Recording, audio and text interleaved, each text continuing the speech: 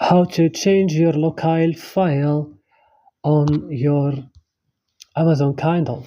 So it's very easy. Watch this video till the end. Open Kindle,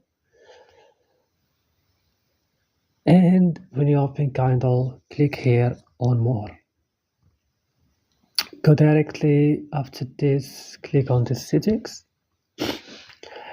and next you just go to local file access. Here you can change, for example, if this will be your local file, just choose for example, I will choose this, click allow, or add the folder, and then it will be like your local file. Here, as you see, disable this, and then we choose just this.